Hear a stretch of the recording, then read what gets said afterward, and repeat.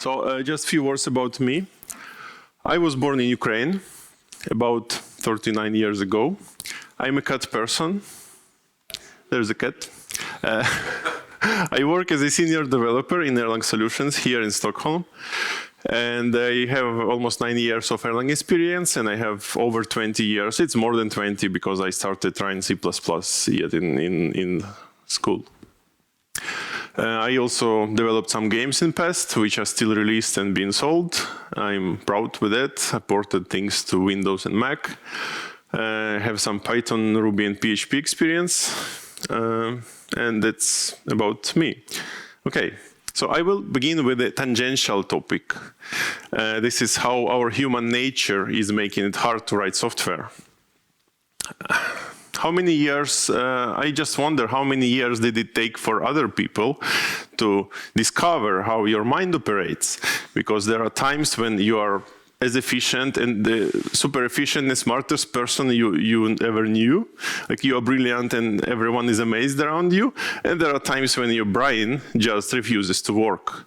And you'd rather be on the sofa watching some YouTubes or some movie. For me, it took at least 35 years, and it started coming to me slowly.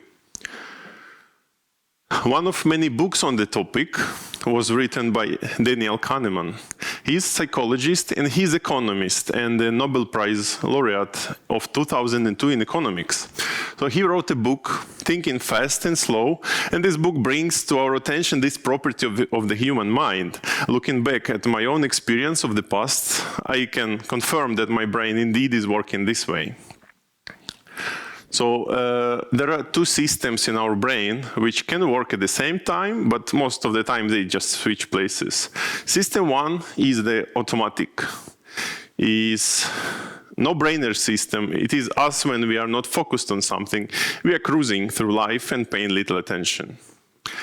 And the system two is our thinking, is our smarter part. It makes smart decisions, it has great memory, it has knowledge, but sadly, it consumes limited resource in the brain and gets tired fast. So other books call this resource the brain fuel. It slowly replenishes when we rest or sleep. So this is us when we are in the first mode. Literally, we behave dummy, we don't think much, we just enjoy life. Let's call this mode the monkey. So we stay in this mode most of the day until forced to begin thinking by the situation, like I need to park, how do I do this? It's hard. Or our work forces us to begin thinking. This system is quick to judge, this system is quick to compare things, like prices in the shop, in the grocery, but again it is easy to fool. So why groceries put 9s in the end of prices, because monkey does not distinguish, it looks at the first digit. Things like walking, riding a bicycle, or riding a car when there's little traffic, that's also done by monkey. Or people not paying attention when something changes in the daily routine, they keep doing it the old way. Or smart people writing low-quality code, which makes you raise eyebrows and exclaim profanities. So that is done by the monkey. That is still you are still the smart person, but today you are the monkey, so you've done the silly stuff. The second mode, we can call it the thinker. This is Patrick trying to think. So he's normally is not a thinker. He's quite stupid character in the animated movies, but he's trying to think. He needs to write a letter. So we switch to this mode either by the power of will or when the situation requires us unwillingly. This creates the famous gear grinding sound in our heads when we have forgotten how hard it is to use our brains. So what our thinker can do, it's very smart personality. It can estimate things, it can perform planning, it can do symbolic or numeric calculations, and it is very good at making decisions like figuring out social behavior, what is appropriate in this situation. That's our thinker. And when in this mode, a person can amaze their friends with logical conclusions and perfect reasoning. Of course, this comes at a cost. You cannot stay in this mode forever. You quickly get tired and your brain just stops working. So you have to go and take some sleep or take a walk play a game, crack open a cold one, or why not all at once? So this is our inner monkey speaking, requesting the well-deserved rest. There is a website, which I just quickly mentioned. It has an article from 2013, why procrastinators procrastinate. And it has these plush toys. These are the monkey, and this is the deadline monster. So normally when you work, you feel like, let's do this tomorrow. I don't feel like that. And the deadline comes closer, and procrastination monster awakes and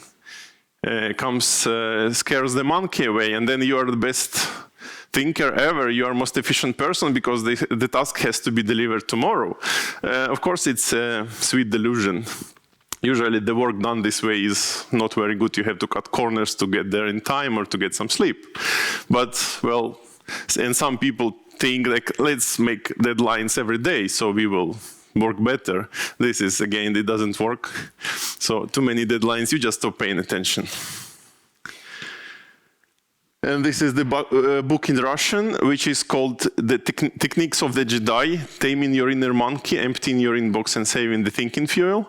I do not know if the English translation exists. I could not find it. So for Russian speakers, I would recommend this one as well, not just the original Daniel Kahneman book. Okay, now the question, how do we use this knowledge to do more work? So we can do this every day, and we can use this knowledge every day.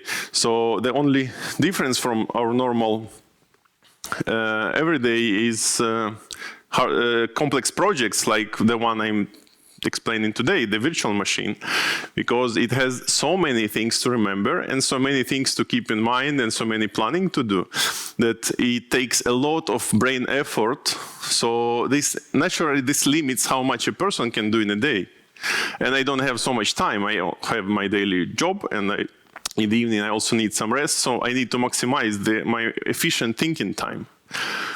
So the only reasonable way to improve performance is to let the monkey drive. Let the monkey do the job. Monkey is very cheap. I can stay like that all evening and not get tired. It's fine. So, but to do this, we need to do some preparations. We need to remove the distractions. That is, do some self-discipline or remove the links to your favorite website. So you need to plan your actions. This planning should be done in the thinking mode. Now you start and think, I need to implement this feature. Let's make a checklist. Do this, do that, and then do this after. And clear instructions are very easy for the monkey. Monkey will follow without thinking.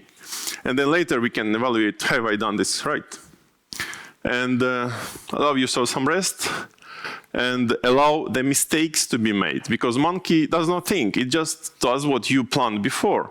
So you need to have some test coverage, you need to have type system in your language that will guide you through your program and let the brainless monkey do its job, and it will compile and run and everyone is happy. And this is the more efficient way of doing the work than thinking all day. Thinking all day is very exhausting.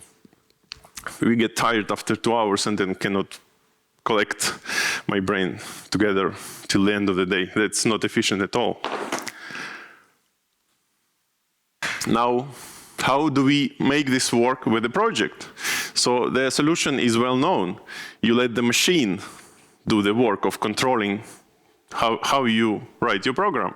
So let machine think for you. Let the machine remember for you.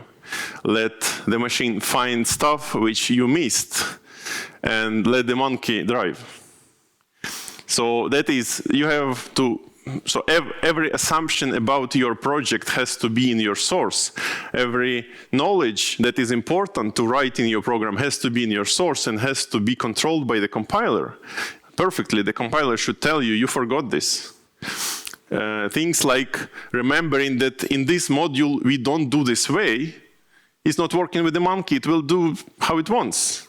And then you will get blamed on review. So the compiler should know how your project does it and should control the way you write it. And also planning ahead is very important, because the monkey cannot plan. Monkey is silly. So your thinker should wake up in the beginning of the day.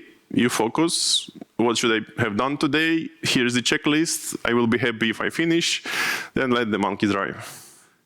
So for this very reason, when you make a task ticket in your issue tracker, having a checklist is a great help to another monkey who will be doing this. Or maybe thank yourself later if you take this ticket. Now, we can have a look at coding. How hard is it for a normal person to work with the virtual machine source code? What pitfalls are there already waiting for the unsuspecting? And what can we do about it? So here are some bad things about C source. I'm now referring to the OTP C source, which I worked with a few times, and I found it quite hard. It's exhausting, it's really hard. Unless you do it all day and you just remember everything, and that's fine then. But I don't do it all day, I contribute sometimes now and then, so it takes a great effort for me to begin again. So some things that are not right with C. Everything is integer or structs. Pointer is also an integer.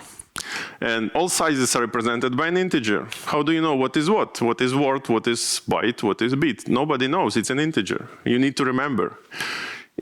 Some lock-in is required in OTP C source, and you have to unlock in the correct order. And if you don't, it will crash. And you need to know some things in advance, which can be quite hard.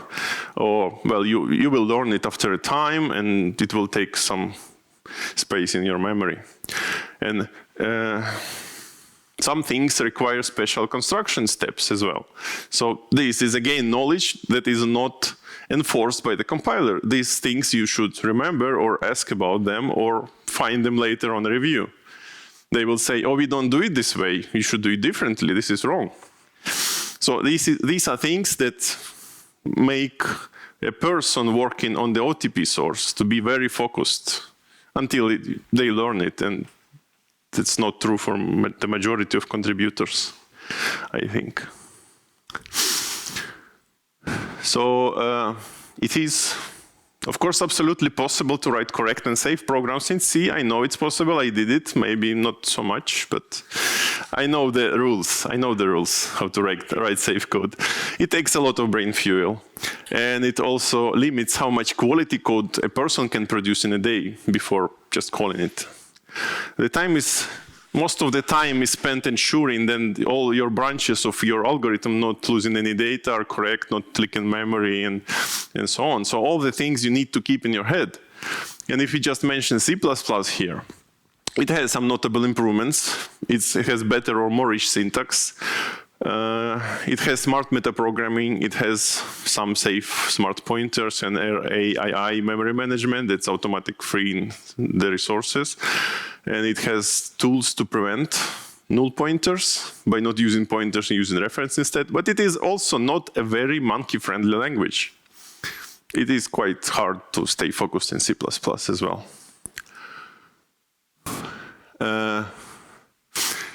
So when over the time when Erlang OTP was growing, a lot of improvements have been taken, and each improvement had some grounds under it and had some reasons why it was done. And now, as a competitor project, that is my project, I will have to follow the same steps and do the same improvements, and this is work that has to be repeated.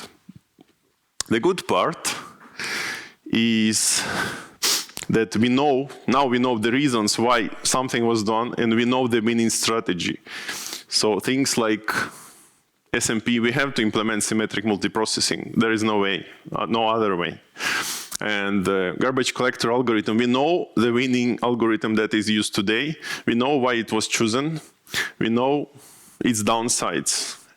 And we know at least one algorithm which claims to be better. So this has to be tested or tried, or worst case, I have to implement something that is already done because it's a winning strategy. Or evolution of the beam loader and the interpreter loop. Now, interpreter in OTP, in Erlang OTP, is a threaded loop that jumps to labels, and label addresses are stored in the code during the loading time. This is very efficient, this is fast. I cannot afford this approach in Rust because Rust has no go-to statement. I need to do some other trick. But I know the winning strategy. I will try to repeat this strategy and get it faster. Or things like during loading of the BEAM module, some instructions are replaced with more efficient instructions or grouped together into a combination instruction that is faster.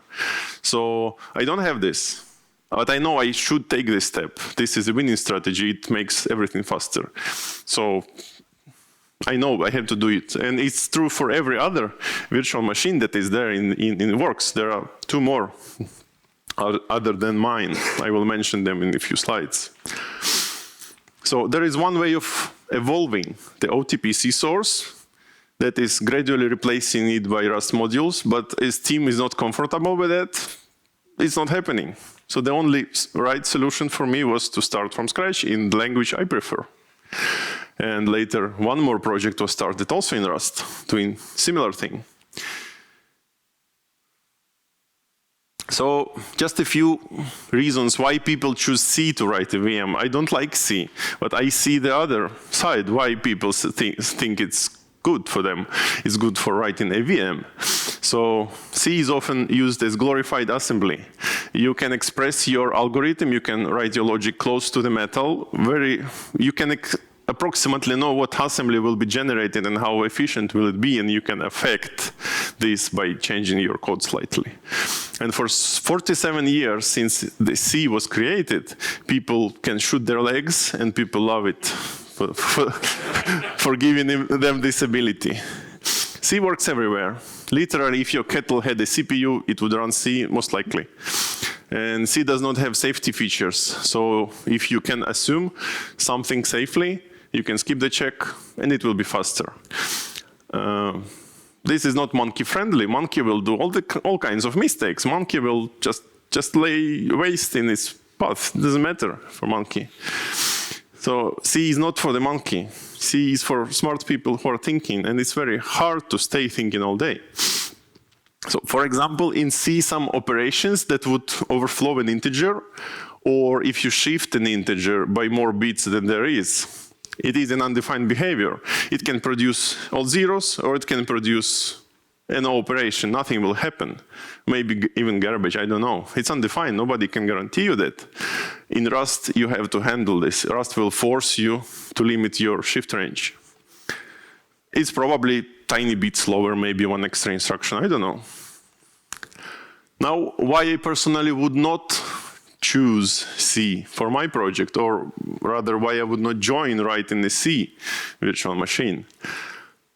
Many people seem to share the same opinion and favor other languages such as C++, which is JVM language, or Rust, which is my language, which I'm using. This is also the main reason why I find it hard for me to keep contributing to Erlang OTP. I did it in past, I will do it in the future, but it takes a lot of effort. So there are no safety languages in C. Type safety is somewhat possible. You can wrap your integers in structs, it will be compiled efficiently, but that's a big change which should be taken gradually. So it could be possible to make OTP source slightly more type safe by marking different integers with a struct type. The build system is super complex. I played with it, I made it, replaced it with CMake with some success. Well, it never got delivered because, of course, I covered only my use case, which works for me. I was happy, but it's not a production solution, so nobody took it. It's just went nowhere, it dropped the branch. There is resistance to change. We can understand why. The team does not find it comfortable for them. They will say no, or the customers will be not happy if it stopped working. Then there's resistance. Don't change this, it will break. Or change it in a different way, or do less of that. And major refactoring is almost impossible because many change files have to be reviewed and it will not be accepted, or not after a huge fight. And minor changes are also very hard. Now, why would I start from scratch? Simple reasons. A lot of internal knowledge I can discover while traversing the OTP source. For each opcode, for each function, I have to visit the source and learn what it does. And this knowledge cannot get lost. I'm publishing it on my website, and I'm publishing it on the BEAM book website. Whatever is relevant, whatever is missing, I have a copy there as well. So this is my website, and this is the BEAM book. If you didn't see, visit both, please. And then it is a challenge. It is doable. I can win this. It takes effort. It's not easy, but it's doable. That's great. I get reward every day by doing something and having success. And every time OTP code which I visit, I can decide to drop it, to port it, or to rewrite it. So I'm filtering stuff that is good, and I'm ignoring stuff that I don't think I'm ready to take yet, or I don't like it, and I'm making my version of that. So literally, I visit every function in OTP's source, slowly, over time. It's impossible to visit all in 1 month. And of course, when I'm importing, it is allowed by the license, but I have to update my license headers to follow the requirements, which I did not. I should. I'm sorry. And finally, it is fun to observe the code working, and writing in Rust is fun. When your program has compiled, most of the chance it will be running as you designed it. Now we can have a look at the project itself. So how hard can it be for a normal person to write a virtual machine or to work with the source of a virtual machine? And what pitfalls are waiting there? And what can we do about it? So let's see. This is not my first attempt to write something that runs BEAM. The first one was 4 years ago. That was Glue on VM. It's still on GitHub, but the name is, I think it's Glue on VM 1 now, if I remember correct, because I renamed it. I felt like the other project is using it. There is glueonvm.org, I think, that is some Java virtual machine, and I was not ready to release or take the domain name it was taken, so it's fine. I just renamed it and left it there. Then I had some more attempts at a small virtual machine, E4VM. I was inspired by Rust, by fourth virtual machine that was very small, under 1 kilobyte of size, and I liked it, and it had also hardware implementation that is open source. So I played with that, tried to fit Erlang into same model, but I had reached some success, and then I left it because, well, my priorities changed. And in September 2017, there was a brief discussion on the mailing list, which sparked my idea, because I was ready. It was the time to begin. I was ready. People discuss, is there a virtual machine in Rust? And somebody answered, there is not. And then I answered, why not? Let's try. And after 2 years, well, we have something. It kind of starts working. It takes shape now. So it has not lost its traction. It will continue going forward, which is good. So my project is not alone. There are 3 more. First one is LinkVM, which exists for many years now. It's inactive for 4 years, and it's been, from what I know, it's fairly complete. At least from what they wanted it to do, it's fairly complete. They tried to make its selling point the quick startup of the virtual machine, which did not really sell. Customers did not care. So I think the business stopped for that reason. Then there is AtomVM, which is written in C, and it is targeting embedded platforms specifically. So I'm happy to leave embedded for a while and not pay attention to it. There is another person doing similar project. Let them do it. They know what they're doing. I will focus on just rewrite of full feature VM. And then later it can be done embedded if I have to. And there is Enigma. This one started in December. We had chat with this person, and we met other than that online in different circumstances. So he's a smart person. He's writing as well. By commit count, he's probably has now overpassed me, but my commits are big and his commits are small, so I'm happy believing that I'm still ahead. I don't know. So it's like some sort of competition. Now, 2 words about Rust. Rust is awesome. If you visited other talks, they also say Rust is awesome. It's a great language. It's a systems programming language. So it employs Hindley-Milner type system that is also used in ML and Haskell, which some of you love to see in languages you use every day and cannot have it for reasons. Rust is syntactically similar to C++ with similar control flow structures, similar curly brackets, but it's despite this similarity, it's more close to ML family of languages. Everything is an expression, and you can use everything everywhere where expression goes. There is return statement, but you don't have to put it in the end of your function. Your compiler will tell you to not to. You just put a value there. Value will be returned. And it's also typed. It will check that you return the right stuff. Rust has great, superior error handling. You just don't feel the pain. It just flows naturally. Your errors just flow out of your function, or you handle them, and your successes just stay in your function. It's similar to Erlang. You just program for the happy path and let the unhappy path return automatically. Your error will flow, drop to the bottom where you catch them if you wish, or you can panic. That's also allowed. But panic stops everything, so I'm using that for the debugging. Rust also performs compile time analysis because it's strongly typed, and it performs lifetime analysis on my data. So my data, at every point in time, my data is only written by one function or by one block, or it can be read by many, but writing is exclusive. So there is no way I can read incomplete data or share pointer somewhere without me explicitly asking for this. I can go around this. I can tell it, shut up, I know what I'm doing. But that will be marked with a keyword that is unsafe, and next time it breaks, I will come to this block and see that it's only me to blame. I did it myself, to me. It's not the language. No one else to blame. And Rust has also macros. I generate my opcode handlers. I generate my beef functions with that. I love it. Saves me a lot of typing. Now it also has zero-cost abstractions that is similar to C++. You can write a lot of code. It will compile to a single machine instruction. And you're happy with what you've done, and it's efficient, so everyone is happy with abstractions. It has slices.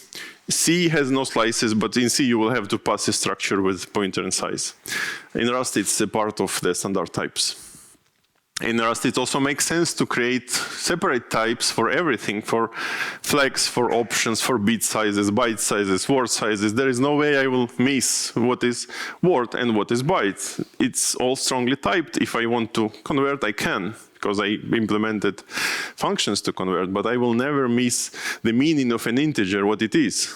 It does not, it lets me avoid thinking. I just know that this function takes a word count. It will only take that, and there's no way I make a mistake. And refactoring is pleasure, and everything has its own type. Sadly, there is no go-to statement, but there are different ways to solve this. It is a problem. It's a performance problem. Without go-to, it's slower. So how hard could it be to make a new VM? Well, first 4 steps are super simple. First 4 steps you can do in 2 days, literally. So you need to read the BEAM files, have some instructions, have some values. You implement few data types, a dump heap that just grows forward. You don't need garbage collect. It's for smart people, they can do it later. And interpret a few opcodes. Literally, you need a few opcodes, like to add something, to print you cannot print yet because this is your first day writing virtual machine, but you can return it in X0. So you will see it on screen if you print it. So for an experiment, this will be enough. This is what I did like 2 or 3 times already. This step is very easy. This step, it gives you inspiration. I can do this. So let's continue. And then, well, it's barely scratched the surface. Of course, there are so much more. Features of the virtual machine, because they make life for Erlang programmers such easy thing. They are not they are hiding all the complexity inside the virtual machine. So things like building a binary, what can be easier? Well, just append some binary, but now imagine you have to implement the algorithm for this. And it is not easy at all. It just grows and grows and grows into multiple branches. You need to insert a binary. But, let's say simplest, you need to insert an integer. How do I insert an integer? The position is a bit position, so it's not exactly on the edge of a byte. You cannot just mem copy. So you need to figure out, will it fit into 1 byte? Then it's simple, you just put it in the byte and then you're ready. Then, is it aligned on a byte boundary? Well, if yes, you're lucky. If not, you have to do some bit magic. And then, is it big or little endy? And if it's little, then you have to go, I think, in reverse order from small to big. And if it's big endy, then you go from big to small. And does the architecture even support byte addressing? Some architectures don't. I'm happy to not implement this yet, because Intel supports byte addressing, but some ARM architectures cannot, and they will crash if you try to write a byte somewhere where it's not a multiple of 4. Now, any sufficiently large feature, when you start planning it and dissecting it and put a checklist just explodes into a huge list of everything that you need for this feature. So, to no one's surprise though. So, like binaries, people just can casually ask on a meetup, does your VM support binaries? And I say, oh, not yet. And then let's start planning. And to plan a binary feature, you need term type, you need to put it on a binary heap, you need to smaller go on process heap, you need to do reference counting, you need to do operations for it, to test it, to read it, to build it, to match and decompose the binaries. And you need to search and match with some algorithms. I have no idea what that does even. And you need to do conversions, binary to X, X to binary, you need to garbage collect them and copy them and work with IO lists. And that's not even complete list. So it goes through for literally every feature I have to touch. So it all explodes into checklists of work, which is fine. I have time. Well, this is how it goes. Now the goals, why I'm doing this and what I expect to have done when I'm happy, when I slow down and rest. After the day of work, not the day, like 5 years of work. So I expect to run most of the existing code, no nifs, but nifs can be done. I understand this is just a feature which has to be implemented. I should support at least Linux x64, but I'm consciously trying to reduce the usage of standard library. That is what links me to the operating system. So if the time comes and customer comes, please, we want to run this on this chip. We have no operating system, or we have some funny system which is not Linux. And well, then I cut STD out, replace the algorithms, and I'm kind of ready. So I'm some steps away, but I'm not relying fully on the standard library. That's great for future.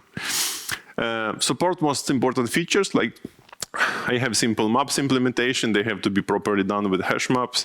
I have binaries implementation, which is incomplete. It had to work, and so on and so on. I need to have all the important things like socket ports, garbage collector is now in progress, and so on. So this is the plan. This, when it will be finished, in a couple of years, it will do all of this. And I'm using Erlang OTP test suites for testing. I'm not writing any tests myself. You want to say something? Fine. It's good. We're almost done. So I'm not writing any test suites because they already exist. I just pull the Erlang file from OTP and run it. Now it runs for 6 seconds before crashing, and I can be proud. I can be proud with it. This is the current progress. I tried to make it high contrast so, well, it will be visible for everyone. So these are big blocks. The size of block is approximately its complexity. Well, don't measure pixels. It's approximate. And the bar is approximate progress, and I feel like the feature is done. So the basics, scheduler, heap and stack, and VM loop are fine. Well, mostly fine. They work. And processes are changed, and memory is allocated, and loop is running, and things work. terms, and the memory representation for bigger terms is also quite far ahead. I like it. It's good. It's efficient. It's under my control. I'm using abstractions, so it looks good in code as well. Well, make it beautiful, and probably it will be fast. Garbage collector is now in progress. I started. I know what I'm doing approximately, but I have not decided what exactly I want to get in the end. So which algorithm, I'm not sure yet. I have two choices: the current that is in OTP, or the smart one that is probably faster, but nobody knows what it does. So I have choices to make here. Binaries are in progress. They exist. I can do some things with binaries. It crashes on some of them, but well, I have to finish it, so it's in progress. Native functions are, there is a huge list of them to do. I'm doing as I meet them. I'm not doing them according to a checklist. I'm doing them as I meet them. If it's not found, I have to implement it. That's it. Very simple, do lazy approach. Opcodes are about halfway done. I think I had a number somewhere, like 70 something out of 158. So somewhere in the middle. And the common test, I have ctrun utility that will start the test, and I'm using it to run binary match suite. Because I'm doing binary, so what else would I run? The rest is not started even, so that part is all missing. It has to be done this year. So I expect to have this year. A screenshot. This thing is running Mocky JSON and code a simple tuple with I think it's simple prop list with some integers and keys. And this is after a run. The result is here. The result is a JSON. So it's an opening curly bracket, a key with the quotes. The funny quotes are my printing algorithm, and the double quotes is the string content. Comma, I think, the value. No, this is colon, comma, then second key, colon, the value, comma, and so on. So this part was a simpler test. It worked. It works very fast. And it prints register changes for debug reasons. It prints jump. It prints stack operation or process scheduling. For visual representation for debugging, it's very useful. And this is another screen, which is where I'm stuck currently. I'm doing the binary match suite from OTP. It runs for about 6 seconds. That's not much because it prints a lot. It's very slow. So it's not a fast virtual machine with all this printing. But it crashes somewhere trying to put a binary. And putting a binary is the tree of complexity I explained before, that to make it work, I need to implement like 20 variants of inserting bits into a binary. So that is work in progress. You can also observe some new, this is not the new opcode. I think the new is BSNet 3, but it's OTP22 compatible. And this test has multiple binary features. So it puts some stuff and it doesn't crash, and it crashes somewhere in the end, which I'm happy with. What are the plans for upcoming year? So garbage collector is in progress. I refactored my memory management. So now I can replace flat heap that never is collected. I can replace it with a smarter heap that can collect itself, or with even smarter heap that can collect pages in it and fight fragmentation this way. The bigger thing, the bigger winning point would be to run init and shell. It's not easy. It does a lot of magic inside. It opens ports, which I don't have. So that will come. I need to print something on screen. I probably need to open some files to pass init successfully, like .erlang and things like this. And running common tests, which I'm already doing. It's not automated fully, it's not perfect, but I'm using it to test my work.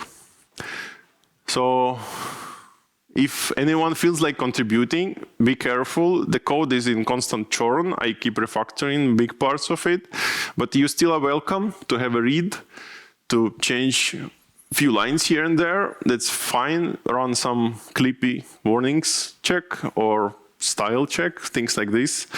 Just have a read, make yourself familiar. It's a pleasure to read, I believe. The code is clean, I comment everything, so should be good. And that was it. This is the project. This is my book with the stuff, and this is the BEAM book with the stuff. So, yeah, thank you.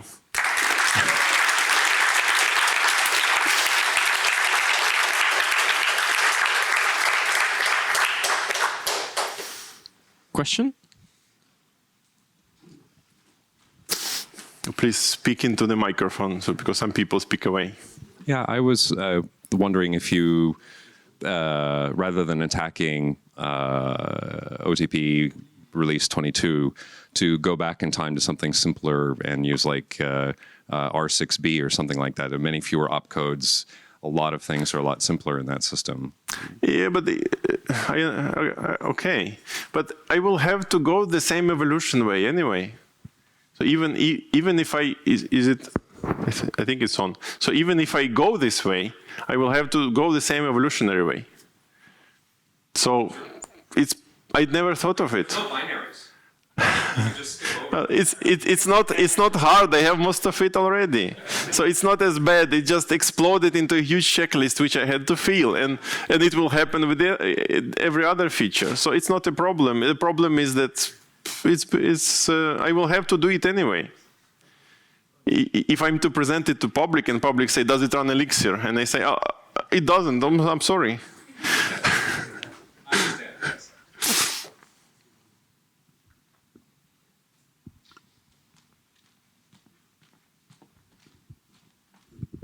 So one of the things I definitely would like to see in an implementation is some support for hard real-time code.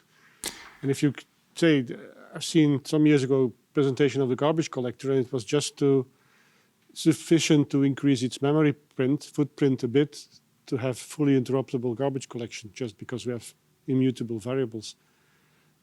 Don't you think if you do all the effort of refactoring it and re-implementing it, that getting this kind of feature in is not worthwhile? Yeah, so let's say about garbage collector, I'm prepared to that in the future I might need to replace it. So I'm using abstraction, higher level abstraction that is compile time enforced. So I changed the heap implementation and garbage collector implementation. Now it will be something soft real time.